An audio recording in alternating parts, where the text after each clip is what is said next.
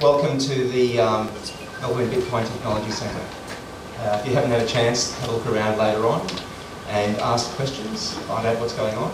We'd like to get as many people as we can involved. So without any further ado, I'd like to introduce our keynote speaker, Andreas Antonopoulos. Thank you.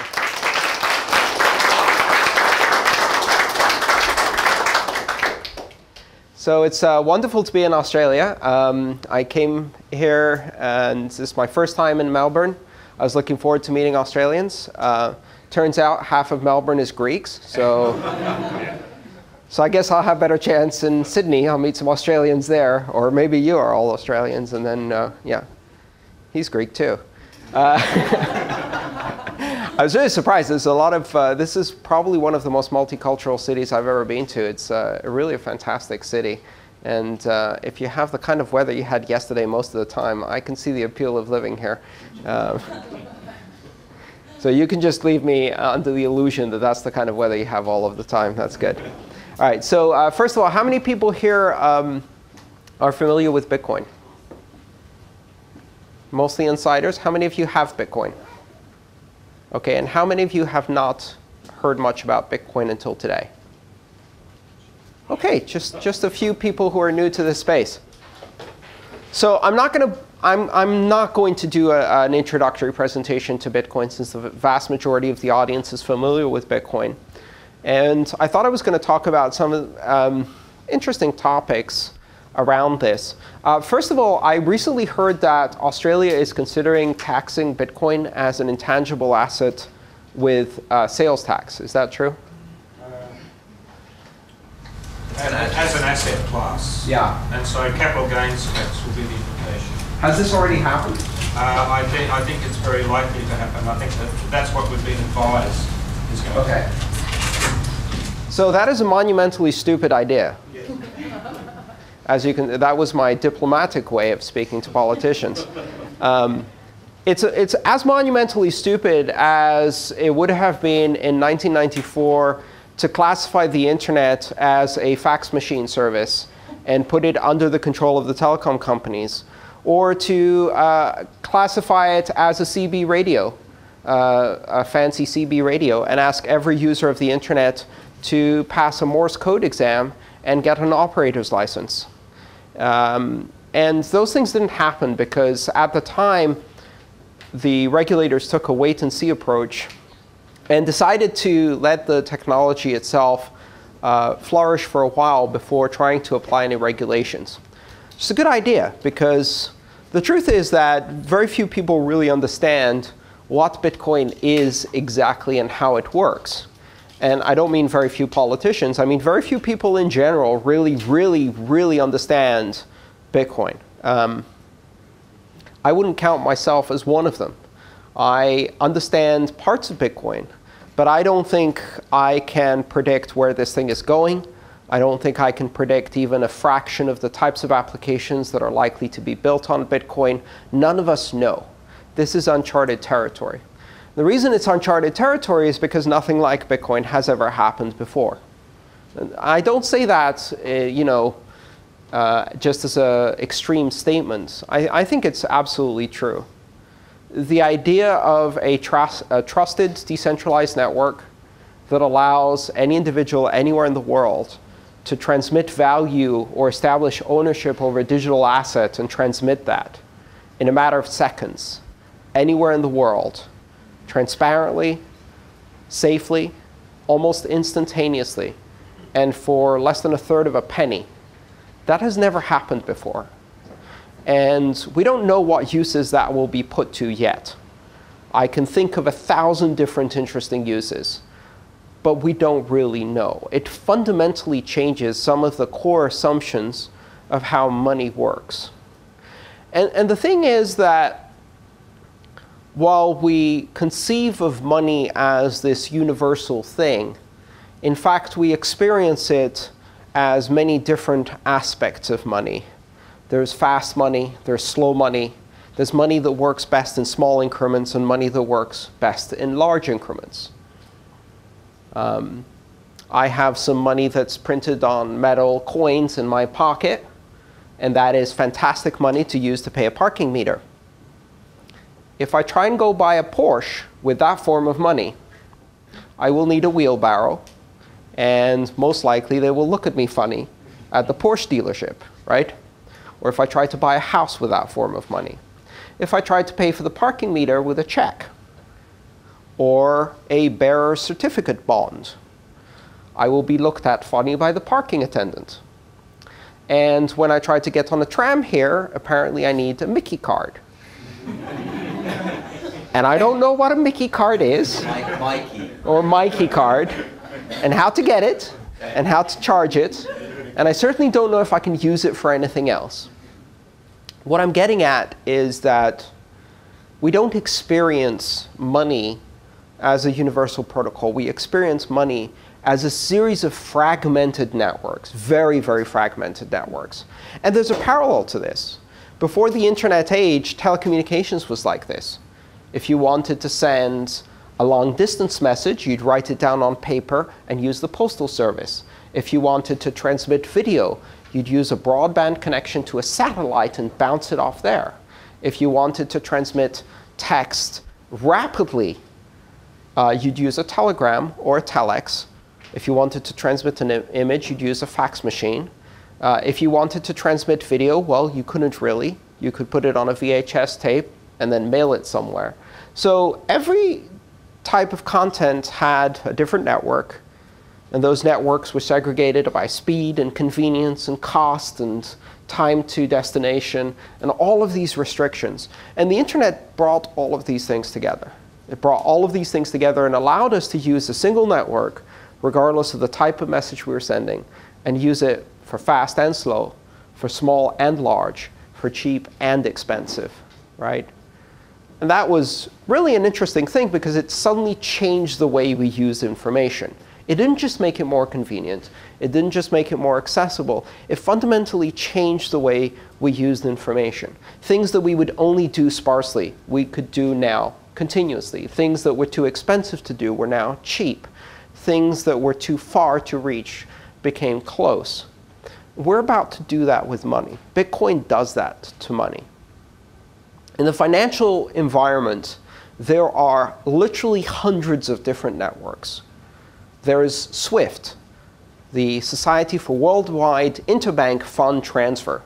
And you've never used SWIFT. Unless you're a broker, you've never used SWIFT. A SWIFT terminal is something a bank has, and they use it to send $25 million wire transfers to another bank somewhere else in the world, right?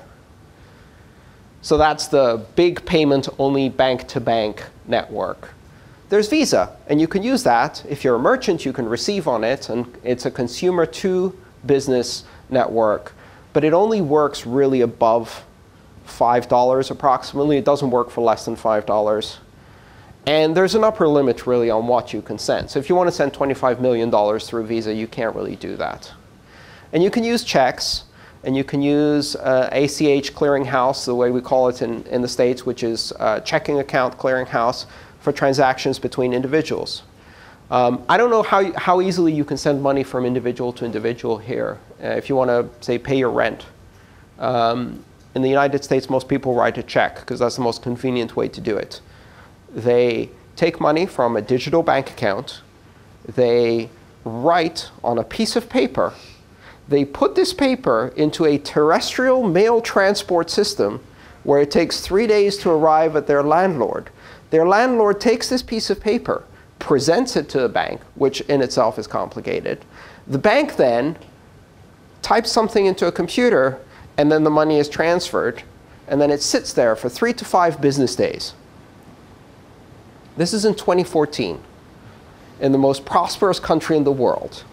And this is no less than insanity, right? Now, I don't know if it's easier for you guys here. In the UK, it's somewhat easier to send money between 2 individuals in a bank. It's probably a bit easier for you. But if you wanted to send money from here to New Zealand, even though it's not that far, I bet things would suddenly get a lot more complicated. And you might have to revert to some kind of paper-based instrument. Or you might have to pay some third-party intermediary like Western Union $35 for the privilege of moving money across an ocean. As if they have to physically carry stacks of gold. Whereas in fact, what they're doing in the back end is no different than an email. We live in a world where banking is horribly fragmented, where finance as we experience it is broken. The experience for a consumer is different from that from a business. The experience for a small amount is different from a big amount. If you want to send money fast, you can only send small amounts. If you want to send large amounts and fast, you can't do that unless you pay a lot of money, and it gets really, really complicated as soon as you try to send money across borders. And then there's Bitcoin, a single network that can transmit anything from microtransactions, meaning you can send 1,000th of a penny, to gigatransactions, meaning you can send $100 billion. And the fee you will pay is the same, exactly the same, 1/3 of a penny, maybe. And the time it will take to transmit is the same. 5 seconds later, it's going to be visible across the entire global network. You'll get clearance in 10 minutes. And it doesn't care about borders, and it doesn't care about who the recipient is, and it doesn't care if the recipient is a consumer or a business. It doesn't care if the sender is a consumer or a business. If the device you're using to send it is a desktop, a mobile, or not.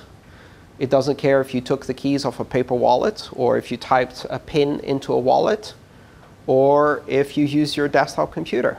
Bitcoin bridges all of those things and provides, for the first time, something that's never happened before, which is a unified protocol for transmitting value. Now, if you think about Bitcoin that way, it is as big a revolution in the affairs of finance as TCP/IP was in communication. It provides a single unified transmission protocol that spans any amount, any destination, and gives you a flat playing field that anyone can connect to. Now, to call that an intangible asset and stick GST on it as if you really understand exactly what that is hubris, at the very least. Short-sighted, probably, and grossly idiotic, most likely. We don't know where this network is going. But what we do know is that it has opened the possibility for creating hundreds, thousands of applications that we could never envision. And even the most wild-eyed optimists and visionaries amongst us really don't know where this is going. I was on the internet in 1989. At the time, it took days to send an email across the internet. You had to have Unix command line skills. It used an email protocol called UUCP store and forward, which was as clunky as it sounds. And if you asked me then, what will people be able to do with this network? I could imagine instantaneous email. I could imagine online shopping, eventually, as a far possibility. I certainly couldn't imagine Facebook or Twitter, and I most certainly could not imagine Bitcoin could pop out of this internet experience, but it did. And today, we look at Bitcoin as a protocol, and we have one app. It's a killer app. It's currency. And it's a currency without governments and banks, and it's something unique that's never been built before, but it's just the first app. And we have no idea what other apps will be created. Maybe one day, you'll be able to use Bitcoin instead of a Mickey or Mikey card. Maybe you'll be able to use the same payment network to pay for your tram, your parking meter, your Wi-Fi, and your hotel room, instead of having to juggle 5 different payment systems. I've found the experience of visiting Australia quite funny because as an American, I come here bearing 20th century technology. I have a credit card with no chip, which apparently is an alien artifact from a previous century, as far as most Australians are concerned. Because they'll take my card and they'll wave it over a reader, and nothing happens. It reminds me of this episode of, I think it was Star Trek, where they go back in time and they land on the planet and they go into a computer store, and one of the Star Trek crew picks up a mouse and goes, "Computer?" And yeah, that's my experience with my card. And every time I have to explain, no, this is an old style, swipe and sign. And they're like, wow. Swipe and sign, yeah. I'm like a time traveler to the future. It's amazing. That doesn't stop us, however, from sending our president here to tell you how to manage your Great Barrier Reef. It takes a certain level of audacity to go to another country, be completely oblivious about the fact that we have inferior technology in the big scheme of things, and then tell other people how to run their business. But we seem to be pretty good at that. So my experience with credit cards here has been rather revealing, because even within the world of credit cards, you see these vast differences. And every time I travel, the same problem keeps happening to me. I've called every single one of my banks, and I've told them in every different way that I can that I travel a lot. So I tried to explain to them that if you see my credit card pop up in Southeast Asia on Monday, in Australia on Tuesday, and in Kuala Lumpur on Wednesday, and Paris the next day, that is normal behavior for me. So do whatever you need to do to your fraud management algorithms. That is my normal. And so every time I go traveling, I'll swipe my card, and then I'll see on my email that I got a missed call on my US phone number from Visa Fraud Prevention Services asking me to verify that this was indeed a charge made on my account. And if I don't respond to that message in 3 days, my card gets shut down. So that I'm traveling the world with a piece of plastic that is literally worthless. And no matter how many times I've tried to explain this, there are notes on my account that say, don't shut down this card, this is normal behavior. They can't get their head around the possibility that someone would travel to different countries and interact with foreigners. So my credit cards are broken. But if you think about it, credit cards are broken by design. And most of us don't really think about how broken credit cards are. So let's go back and look at credit cards with clear eyes and examine all the ways in which they are broken. First of all, credit card technology was invented in the 50s. This technology started just after the Second World War. In 1950, I believe the first card was a diner's club card. And this was essentially a plastic version of a traveler's check that had your name on it, and a member number, which at the time was a 4-digit number. And so this technology has now been extended into our current, always connected, internet-enabled, global, multipolar world. But it hasn't fundamentally changed, and that's why it's failing. It's failing at every level, because credit cards are broken by design. The most fundamental way in which a credit card is broken is the fact that every time I buy something with a merchant, what I'm giving them is the credentials to draw money from my account. So I'm giving them the secret keys to every merchant I interact with. And the more you use your card, the more you give your secret keys to every merchant.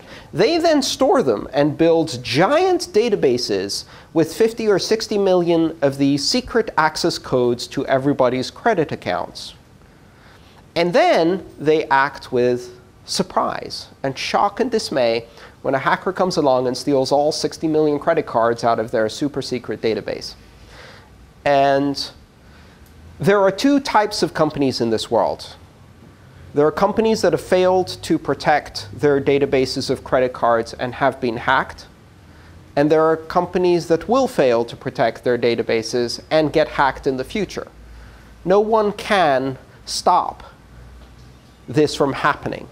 If you put everybody's access credentials in a single database, it will get stolen. Simple as that. People will always find a way. Credit cards are broken by design because every time you do a credit card transaction, what you're doing is you're opening a channel that allows that merchant or anyone who gets that information to do a pull request, to pull from your account. But credit cards are also broken by design in another very fundamental way, which is that the credit card information doesn't stand alone. It is connected to your identity. And in order to execute a transaction, you have to provide your identifying information. You have to provide a name. You have to provide an address.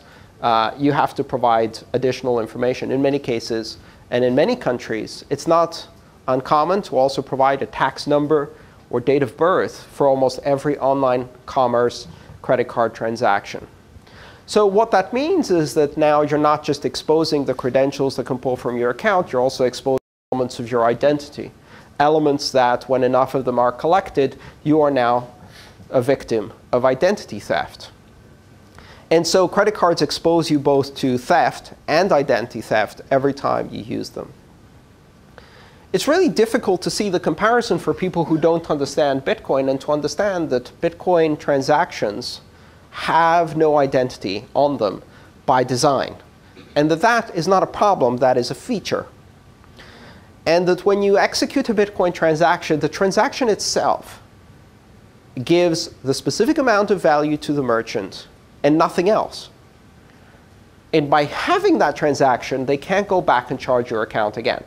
They can't pull money from your account again, because you pushed a specific value to them. That's what you signed for. You can't forge that signature. So Bitcoin doesn't expose you to theft, and it doesn't expose you to identity theft, which means that when you operate with Bitcoin, all of the rules of the game change. If you've ever tried to build a merchant solution, an e-commerce solution, or you've tried to take credit cards, you'll notice that you have to do a lot of work to keep those cards secure. The moment you touch credit cards, every system that touches them has to be secured, firewalled, encrypted, audited, monitored, etc. And Bitcoin systems don't have to do that. I can add a Bitcoin payment system on my website, and every transaction I receive with Bitcoin, I don't have to encrypt it. It doesn't have to come over an encrypted connection. I can store it in a database. It doesn't have to be encrypted. It doesn't have to be monitored. If you go in there and you steal all of that information, you've managed to create a somewhat smaller replica of what's already on the blockchain. So what did you achieve? Nothing. You just got a small subset of Bitcoin transactions. You can look them up on the blockchain. You don't need to break into my website to get them. I can transmit those over an unencrypted medium. What this means is that you can do an incredible amount of innovation with Bitcoin that you couldn't do before, because you can leave the network open to access. And you can make the e-commerce channels completely open. For example, there's a company in the US that is using Chirp to do Bitcoin transactions. And Chirp is a protocol using sound. So essentially, your phone sings a little tune, almost like an old-style modem, in a frequency you can't quite hear. It's kind of like a buzzing sound. And a microphone in the merchant's store picks up that sound and gets the Bitcoin. Anybody else can pick up that sound too, but it doesn't matter because Bitcoin transactions are not sensitive. So you can transmit them in the open. You can write them on a poster. You can transmit them over unencrypted Wi-Fi, over unencrypted Bluetooth, low energy. You can use Chirp. You can use NFC. You can basically broadcast these transactions any way you like. You don't need to encrypt them. You don't need to protect them. That fundamentally changes the way we do payments networks, because all of that security goes away. But the most important thing that Bitcoin does in that context is it provides consumer protection. Bitcoin is consumer protection by design, because it doesn't force you to reveal your identity, and it doesn't expose your account credentials to merchants. Now, this seems hard to understand, because a lot of regulators want to regulate Bitcoin for the safety of the consumer. And quite honestly, the consumer is doing pretty fine with Bitcoin. We're safe. No Bitcoin merchant is going to get hacked and have 60 million Bitcoin accounts stolen, right? Consumer safety on Bitcoin comes from the design of the protocol and from two fundamental concepts. One, you remain firmly in control of your money at all times. And two, you don't reveal anything sensitive when you do a transaction. Those two things together make it the most secure payment network we've ever built. If you want to hack 60 million Bitcoin accounts, you have to hack 60 million devices. There's no one place where all these keys are stored. And if you want to protect consumers, the best way to do that is to leave them firmly in control of their own money. Now, a lot of the regulators, and I'm seeing this in Australia too, but we've certainly seen it in the US, believe that the best way to protect consumers is to add identity information to every transaction, and then have every Bitcoin transaction, have every user identify themselves, and then provide that identifying information both to the merchant and to intermediaries, regulators, auditors, merchant processing companies. So what they're saying is take your private identifying information and give it to the very same intermediaries who have been losing your private identity information for the last decade. That is not consumer protection. What that is incumbent protection. What that does is it protects banks from competition. It makes Bitcoin lose some of its most powerful features so that it is no longer a competitive threat for the banks. So when you hear politicians here in Australia or anywhere in the world talk about regulating Bitcoin, we have to ask ourselves, what are they trying to achieve? Are they trying to achieve consumer protection, or are they trying to achieve incumbent protection? Because if they're trying to achieve consumer protection, then they would encourage individual control over money that Bitcoin already offers by design. In fact, they would encourage Bitcoin because Bitcoin is the most exciting, disruptive innovation that is likely to inject competition into the banking industry that desperately, desperately needs competition. And if you create competition in the banking industry, that is good for consumers. So in the context of the regulations around GST in this country, I think it's important to realize that regulations like that are not just short-sighted. They're not just missing the point about what Bitcoin is. But they serve to hamper a new exciting innovation that has the very real possibility of competing against banks and disrupting their environment and giving them some competition that they desperately need. And by doing regulation in that way, Australians are not making Bitcoin slow down. What they're doing is making Bitcoin move out, right? And you see here these centers which are popping out all over the world and are creating startups and opportunity. A few months ago in the summer, we did a jobs fair in California. And for everybody who graduated after 2008, we had to explain what a jobs fair is. The idea that companies would have jobs and come to a single place to find candidates seemed ridiculous, because that's not the world most graduates after 2008 grew up in. The truth is that the Bitcoin industry is generating thousands of jobs already, tens of thousands in the US. And I would guess it's already generated thousands of jobs here in Australia. These Bitcoin centers, the innovation, the excitement, the startups, the hundreds of programmers learning how to use these currencies to invent new financial services and new products, and to create things that are easier to use for consumers and make Bitcoin easier to use. These are the beginning of a multi-billion-dollar economy. And that's just serving Australians. Once you put into the mix the possibility of serving up to 2 billion unbanked people who live in regional terms a stone's throw away in Indonesia, in Malaysia, in other parts of Southeast Asia, Australia really has the possibility of being a hub for banking innovation across this entire region. And so from that perspective, I think it's important to realize that Bitcoin is not something that should be regulated without at least some consideration for the possibility. So I talked a bit about the idea of Bitcoin being much more than we can anticipate at the moment. An open network which combines the characteristics of slow money and fast money. It can do small transactions and large transactions. It transcends borders. It's open to innovation. And all of those characteristics make it a very exciting space. I'm very excited to be in this space. I think there are a lot of young people who see this as an opportunity to develop a career. And I hope, as I'm seeing here, that Australia is one of the places that really is able to take advantage of Bitcoin and create a booming new industry. So with that, I'll invite Sam up. Maybe we can do some Q&A. Thank you.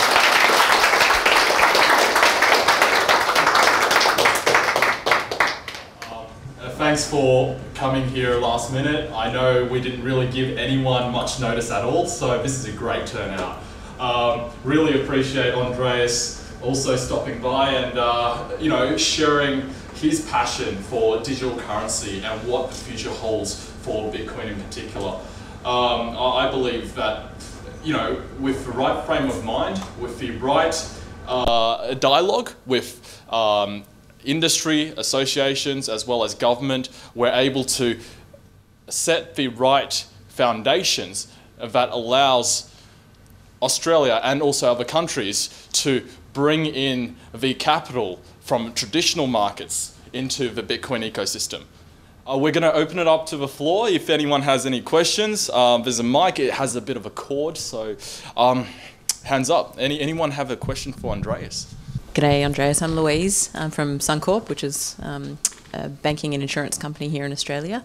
Look, my question is actually about the future of Bitcoin into contractual spaces. So what do you see as kind of, how do you see the future playing out with conditions and contractual terms being attached? Oh, that's a great question. There's a broader space that people are calling Bitcoin 2.0, but in fact, I think is very much part of Bitcoin itself.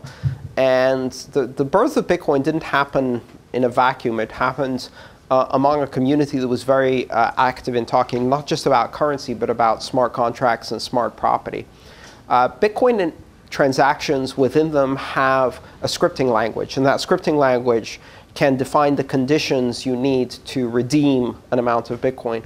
Now, almost all of the transactions you see on the Bitcoin network today, the condition they have on them is whoever can show the keys for this ownership can redeem the Bitcoin. But it doesn't have to be that way. You can put much more complicated scripts. So you can say, for example, only after a certain date or a certain block number, you can require multiple signatures in a multi-sig as it's known. You can do tiers of multi-sig. You can say one of these 3 or 2 of these 5 and after this date, and make very complex programming contracts. And even beyond Bitcoin, there are other protocols that are exploring that in more detail. I think the space of smart contracts is really exciting because it also ties in very well with what people are calling the Internet of Things and smart property. So let me give you an example of a smart contract that you can execute today. Most cars today have electronic ignition and engine management systems that are keyed off your key. And your key isn't just a metal key that opens the lock on the ignition. It also has, most of them have a chip inside that does a full encrypted challenge response protocol. So the key identifies itself to the car identifies the key, and that unlocks the electronic ignition system. You will find papers online specifically on the idea of smart property where, for example, a car can use the blockchain to identify its owner. So instead of being presented with a physical key, you can present it with a key that's off your mobile wallet, for example, which proves ownership to your car every time you step inside just over Bluetooth with your mobile wallet. But the interesting thing here is that you could sell your car to someone and transfer that token with a Bitcoin transaction. So Sam's here. We create a transaction which has two parts. One part gives me $10,000, and the other part of the transaction transfers the key token from my car to Sam. Once that transaction is signed, both parts go into effect. As soon as that transaction is recognized on the blockchain, the car can validate that transaction itself without any external reference. It can validate from the blockchain either by keeping a full copy of the blockchain or by being presented with a part of the blockchain called a Merkle path. It can validate ownership. So the car says, here's a transaction. This transaction says I have a new owner. This transaction has proof of work behind it. It's been included in a block. Therefore, I believe it because it's on the blockchain. And 10 minutes later, once that's part of a block, now the car will start on his key, not mine. I basically not just sold the title and transferred it, but I've also transferred electronic control of the car. And the interesting thing is, this is not in a central registry. This is not the car calling Toyota to find out. It's looking at the proof in the blockchain to discover its own owner and verifying that completely within itself. Those are the kinds of things you can do. You can do that with a car. You could do that with a title for land. You could do that with a registry. In a conference I was at recently, a couple of people put their wedding vows on the blockchain so they could essentially have their marriage registered on the blockchain. The blockchain technology itself is a synchronized, securely timestamped database that can store information about ownership. And that means ownership of anything. So in the Internet of Things, combined with the Internet of Money, you have this incredible potential for creating tokens that transfer ownership for anything you can imagine. And that's a really exciting thing because it's also a much more secure transaction. I don't know if any of you have tried to sell a car. But when you do try to sell a car, what you'll notice is that that kind of transaction attracts a lot of bad actors. So you have to be careful that you don't get robbed at gunpoint. You have to be careful when you're buying a car yourself and showing up somewhere with a lot of cash that they don't run away with the cash and not give you the car. And when I receive cash from my car, I have to make sure that cash is real, right? It's not easy to tell counterfeits. So if I'm given counterfeit money, then I'm stuck because I've given the card to someone else. But if I'm given a check, then I don't know if it will bounce. I have to go to a bank and do all of this complicated dance inside a bank in order to sell a car. Well, I sold my car in July for Bitcoin. And here's the interesting thing. The person who bought the car wasn't there. They bought it on behalf of their brother. They were in another state in the US. The brother came over, test drove the car. He said, yeah, it looks good. Can you buy it? I gave them my Bitcoin address. They transmitted the money from another state. It was 11 p.m. on a Wednesday. Banking hours were well past, right? What a unique, arcane concept, banking hours. What the hell is that? Anyway, so 3 to 5 business days later, no, I'm just kidding. 30 minutes later, I had 3 confirmations. So I sat down and had a late snack at a local eatery. And after 6 confirmations, I signed over the title to the car, and it was done. 6 confirmations was not only enough to secure a 10,000 transaction. I could have sold a Ferrari with 6 confirmations quite comfortably about receiving that kind of money. Now that was a seamless, easy, straightforward transaction. You can't do that with cash. You can't do that with a check.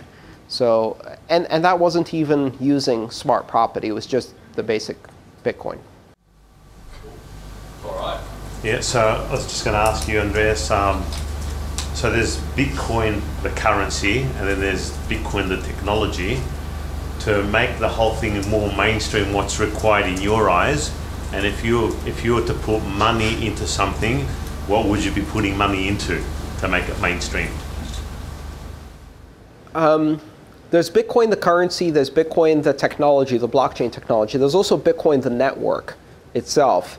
And those 3 things work together to create this system. You can't really take the technology out of the currency. So the technology itself doesn't work without a viable currency. And for the first year, probably year and a half, arguably Bitcoin didn't work as a practical means of exchange because it didn't have value through adoption. It takes a certain momentum of people using it. Money is an interesting abstraction because, as far as I'm concerned, money is a language we use to express value. But how money gets its value itself is a subject of a lot of philosophical debate.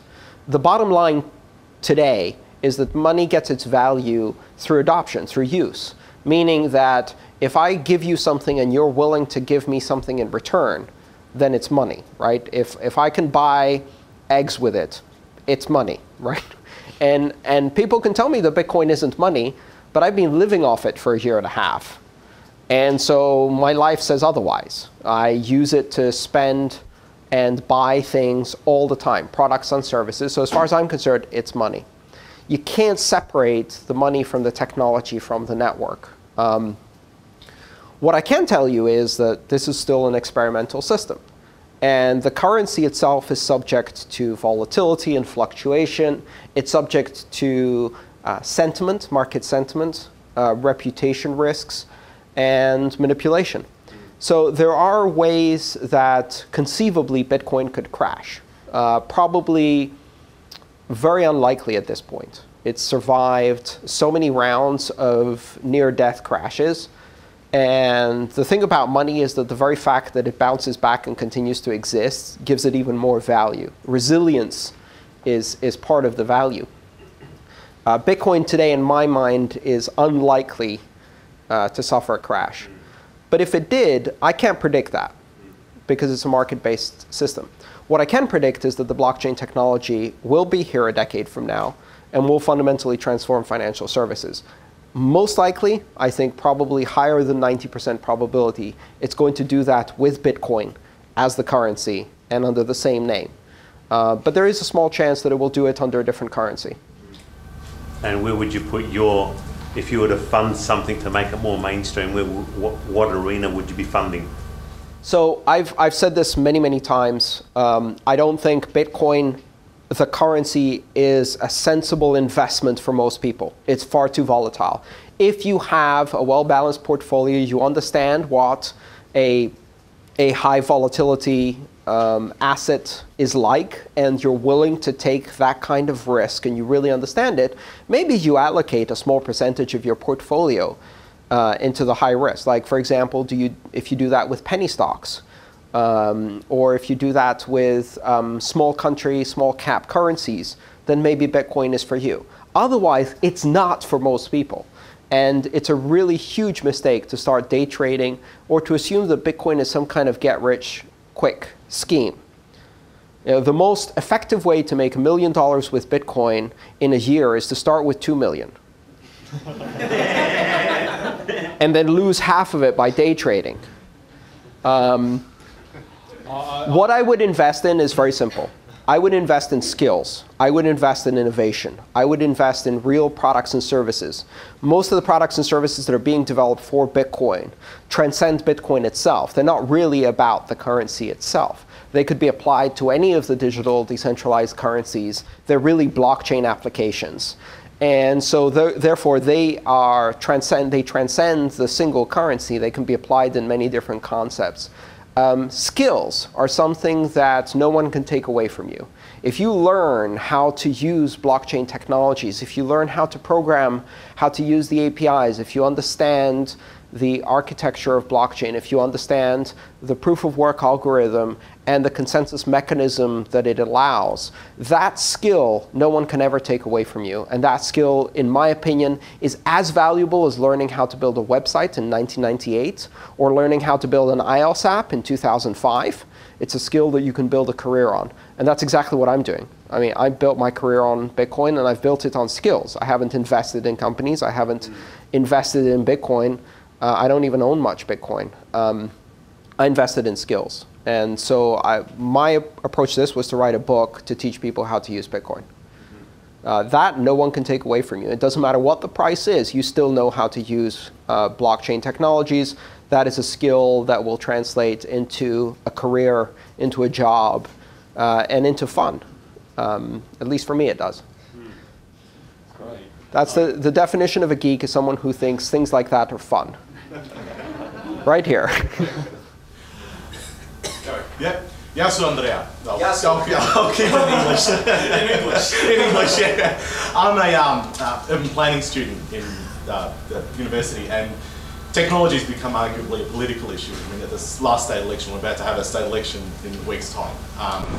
One of the reasons it was argued that the government lost is they spent $1.5 billion on the bike ticketing system, and we're left with something that barely works. So, for example, if you want to top up your card online, go on, say, right, put $20, it's linked to your bank account, that's all fine. But you won't be able to use that $20 for at least another 24 hours because they have to go send that payment off to every single machine in the state, which is how many thousands of machines. It's a Windows CE based system. We'll probably be stuck with it for, I don't know, another 10, 15 years probably, who knows.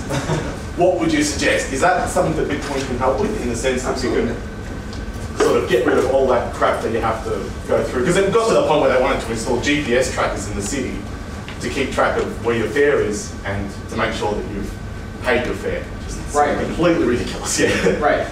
So to solve the problem of centralization, you introduce more centralization. And then you need oversight over the people who have centralized the centralized system, so you can centrally oversee and audit what they centralized. And in order to do that, you then have to strip away privacy, and you have to strip away independence. And you keep stripping away privacy and independence to keep centralizing things. And the problem is that that kind of slippery slope ends badly. It ends in technologies that are fragile. It ends in technologies that have single points of failure, that can be attacked maliciously, that can be hacked and have their funds stolen, or that collapse because of a localized problem or disaster. The power goes out, trams are still working, no one can get on because they can't pay their fare. People getting fined and everything. Right, or whatever else might come out of that. So for every problem in finance, there is a simple and easy solution. And that solution is wrong, and it's centralized. And then there is a slightly more complex, and until 2008, impossible solution, which is the decentralized solution. And now we're learning how to decentralize everything. We're learning how to take things that previously required centralized solutions. And now we have the option to decentralize them. And just because we have the option doesn't mean we have the foresight or vision to decentralize them. So for example, you go into Bitcoin and you have a decentralized currency, and some idiot in Japan goes and builds a PHP MySQL database exchange called MTGOX and re-centralizes control over all the keys, and guess what happens next, right? So you can take a wonderfully decentralized system and make the mistake of trying to re-centralize it. Or you can look at, now we have a decentralized toolkit or platform, if you like. Let's take the existing financial services networks and see where are they most centralized and which aspects of them can we decentralize, right? So that fare collection system or Right. whatever. So a MyKey system that was based on a decentralized technology wouldn't require updates to be sent to all of the stations, because each station would be able to independently verify every transaction. In fact, they wouldn't need to sync with a blockchain more often than, say, once a day, if that, because you can actually carry proof on the card itself of the latest blocks. So if I just suddenly show you 100 blocks and they have proof of work behind them, you can deduce that that is a valid proof of work, because the effort required to fake that is enormous, right? So nobody's going to do it for tram cards. Yeah. It's like, yeah, I saved myself $2. It only cost me $2 million in silicon and electricity to do it. And I only managed to do it once. That's not a, and that's basically game theory, which is the essence of Bitcoin, which is that it's cheaper to play by the rules than it is to cheat. And that simple mechanism is actually incredibly effective. So all of these centralized problems you get from things like MyKey, which frankly for tourists is completely baffling, right? And means that I haven't used the trams. I used the free one, which was the Circle City Center Circle one. And then I tried to buy a MyKey card, and then it asked me for 7 days and $38. I'm going to be here for 48 hours. Like, no. I'll take taxis instead. And that is ridiculous. That makes no sense. But it's a barrier to entry for me. Yeah, technology is political. Technology has always been political, from the very first technology. And I come from the Greek tradition, and we actually talk about this. Part of our culture is building mythology and stories to describe technology. And one of the myths that I like the most is the myth of Prometheus. And Prometheus stole fire from the gods, because until then only the gods had fire, right? And he stole fire from the gods and gave it to man. And then man had fire, and once man had fire, it couldn't be ever taken away again. And for that, Prometheus was punished by the gods, right? Satoshi is Prometheus. He took money from the banks and he gave it to man, and now there's no taking that back. Once you have knowledge, knowledge is eternal, right? We can keep that knowledge forever. We can recreate Bitcoin forever. You can't shut that thing down. Move the power. Yeah, so the fact that the ancient Greeks 3,000 years ago already knew that technology was political, and they even described a political fight between gods and man over fire, the very first technology. So yeah, it definitely is. Yes? Hey, I'm Josh. I'm from the College Cryptocurrency Network. Oh, hi Josh. Hey. So how might you... I've spoken to a lot of students about Bitcoin, and they know about it, and the biggest comment that I get is comments about the Silk Road and about Mt. Gox. So I hear a lot of negativity. So how might you sort of discourage that negativity? Well, first of all, recognize the fact that technological innovation is always accompanied by negativity, especially by those who don't understand it or who fear change. When electricity was introduced, people didn't go, oh, this is miraculous, it's awesome. They said, oh, this is going to burn your house down and it's ridiculous. Why not just use whale oil? It works fine. When the automobile was introduced, people said, well, we don't need a noisy horse that breaks down all the time. Horses are fine. Why would anyone work with these infernal machines that kill pedestrians? That was what the media of the time said. And so just accept the fact that sensationalism leads, and sensationalism is what you're going to get. As far as the specifics, understand what actually happened. What happened with Mt. Gox was you had centralized control over keys. You gave control of the keys to a single organization or individual. And we know that when you give power over money to a single individual, they run away with the money. The entire financial services regulatory infrastructure exists only for the reason that when you give people power over money, they run away with the money. And the only thing stopping them is someone watching. And the answer to that is don't give them power over money. It's not build more regulators and more oversight. It's use a system like Bitcoin where you don't have to do that. Mt. Gox was a failure of centralization. You created a centralized banking infrastructure where none was necessary or needed, and then you didn't put the traditional regulation on top of it. It just existed in a gray zone. No blockchain security, no Bitcoin security, and no banking oversight, right in the middle there. And yeah, it was kind of predictable. I started saying a year before that that was a bad idea and it was going to blow up in our face. As for Silk Road, I have probably a controversial position on that. People ask me, well, aren't you worried about the fact that you can buy drugs with this money? As far as I'm concerned, I don't know of any form of money that you can't buy drugs with. More specifically, drugs are the second most traded commodity after food in the world and have been for the last 150,000 years. And if you couldn't buy drugs with your money, I would argue it's not actually money. So one of the criteria of money is that you can purchase products and services. And if you couldn't purchase the second most traded commodity in the world with them, then it's not really money. The appeal for Silk Road, we need to understand what the appeal for Silk Road is.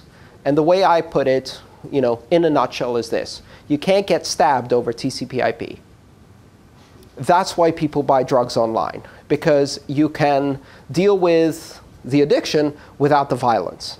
And violence is the main problem with drugs, and that's a problem of prohibition, not of the drugs themselves. You want to deal with Silk Road, deal with healthcare, deal with addiction treatment and the root causes of addiction.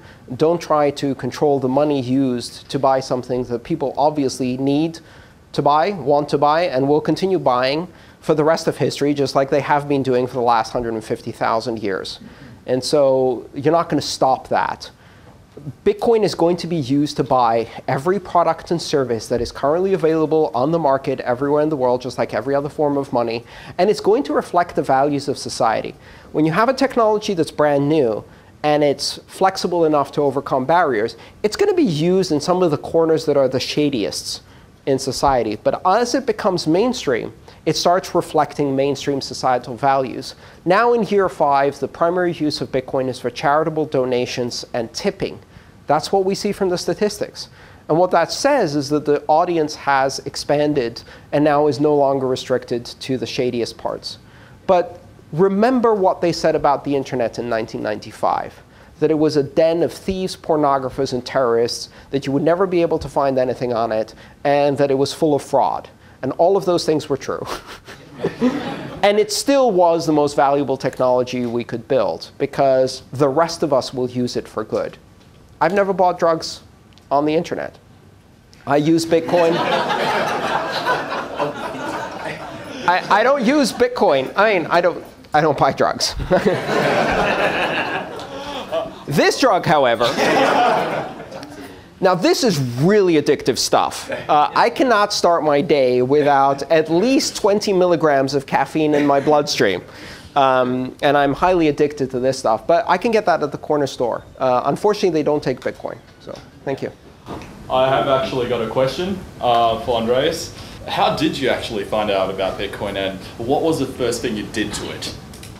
So this is an interesting story, because I think it's the same thing that most people experience with Bitcoin. So I first discovered Bitcoin in the middle of 2011. And my first reaction to Bitcoin was, ha, nerd money. And then I ignored it for 6 months. So I did what I think most of the people in Bitcoin. Now, if you think about it, if you go back and you read the initial announcement of Bitcoin on the cryptographers' mailing list, on the crypto mailing list, the reaction of everybody except for Satoshi was, that's never going to work. So at first, there was one advocate, Satoshi. And even he wasn't quite sure about this thing and whether it was going to work. And everybody else thought he was crazy. And then that circle gradually expands. Now there's about 5 million people who think it's not so crazy after all. But everybody starts as a skeptic. And that's a healthy thing. You should become a skeptic. In fact, I find that some of the most intelligent and thoughtful people I know who started out as skeptics, as they looked into Bitcoin and understood it better, realized that there was a lot more there than meets the eye at first, and have now become some of the strongest advocates for Bitcoin. The second time I discovered Bitcoin, it came across my radar again, if you like, I read the white paper. And because of my background in distributed systems and security, when I read that white paper, it clicked. And I realized this isn't a currency. Currency is just an application. This is a trust model. This is a secure value transfer network. This is the largest PKI ever built. This is a new security mechanism. This is a solution to the Byzantine generals' distributed computing problem. This is so much more than just money. And then it clicked. And once that clicked, I became absolutely obsessed with Bitcoin. So I think a lot of people, when they first discover it in weird ways. But now that it's mainstream, I think you're going to find the primary way that the people discover Bitcoin is word of mouth. If you want to spread Bitcoin, the easiest way to do that is tell 2 people. And if they tell 2 people, in 2 years, we've got the world. Exponential curves are pretty awesome. And what you'll see is that you go into conversations and people will say, yeah, I heard about Bitcoin. My friend Chris has been talking about it nonstop for 6 months. I couldn't have dinner with him without him bringing up Bitcoin at every opportunity, right? You know who you are. We've all done that. And they say, and then I looked into it, and now I'm hooked, and I'm the one who ruins every party by talking about Bitcoin nonstop. And that's how it goes, from person to person to person. But what you'll find is now, I was reading on Reddit yesterday somebody's story, which was really funny. He went out to a dinner with friends. They had some new people they'd never met before. And before they went out, this is a couple, before they went out, the wife said to the husband, listen, no Bitcoin tonight. Right? I don't want to hear it. No Bitcoin tonight. So they go to this dinner, And about 20 minutes into the conversation, the other couple starts talking about Bitcoin. This guy spends the rest of the dinner like with a smirk on his face, like, see? See? While somebody else was, you know, being the new advocate. Just tell two people. It's as simple as that. Yeah. This is a number 2, you know, so that we get the exponential curve going. Who were your two people? Oh, no, No? I actually read about it online. So no, who were the two people Yes. I told about? Yes. So business partner. Are they still your friends? Yes, they are. A business partner of mine who is an angel investor and has now invested a lot of time in the last several years into this, and a former colleague of mine who started his own Bitcoin business a year later. So yeah, my two people are still firmly in the community. But here's the simple truth. People ask me all the time, how do we make sure Bitcoin succeeds? Or how do we make sure Bitcoin spreads? And the answer really is just wait. You don't really have to do anything. This isn't something that needs to be heavily marketed, right? You're not trying to sell fracking to the people who have to drink the water. That you have to put a lot of marketing muscle behind, right? This is useful technology. It solves actual problems. It solves problems that in the developing world are perhaps minor irritants, but it can actually make commerce a lot easier. But in the developing world, in the third world, Bitcoin solves problems that are life or death. Bitcoin solves problems that affect a generation. Bitcoin solves problems that can bring 2 billion people out of poverty in the next decade just by solving one problem, which is international remittances, and diverting $175 billion from Western Union shareholders to the poorest people on the planet. Bitcoin solves real problems, and you don't need to market that. All you need to do is demonstrate it. So if you want to spread Bitcoin, show someone how to use it. They'll immediately get it. The next time they stand in line at a bank, the next time they're told by the bank that it takes 3 to 5 business days, the next time they're told by the bank that it's 4:30 now, and we can't process your check until tomorrow, and then get charged $35 the next day because another check bounced, even though the money was just sitting there, right? That will demonstrate itself. So just show people how to use Bitcoin, and they will quickly see the utility of it. And quite honestly, in many countries where I travel, I don't need to make the argument. When I went to Argentina, I didn't need to tell them why Bitcoin.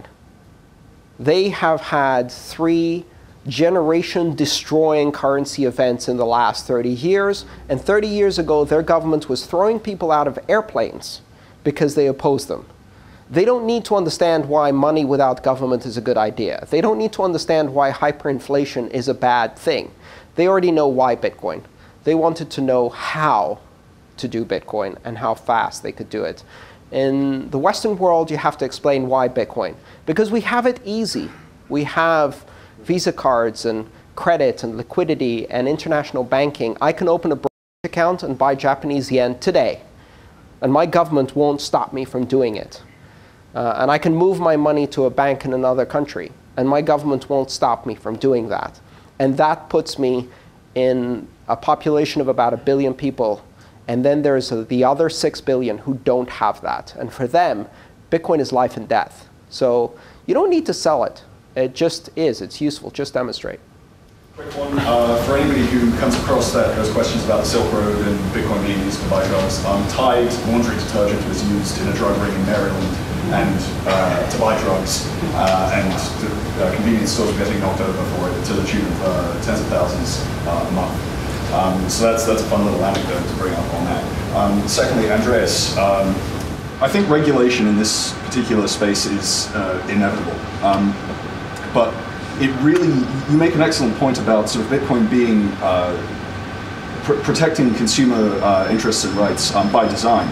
But a lot of the businesses that have sprung up around it, as you noted so far, haven't been leveraging that. They've been, as you said, re-centralizing it. So what do you think the best way is, I suppose, to go about educating regulators on which businesses need the regulations and which don't? The businesses that, that sort of centralize and cause problems in Bitcoin like Mt. Gox versus the blockchain.infos of the world?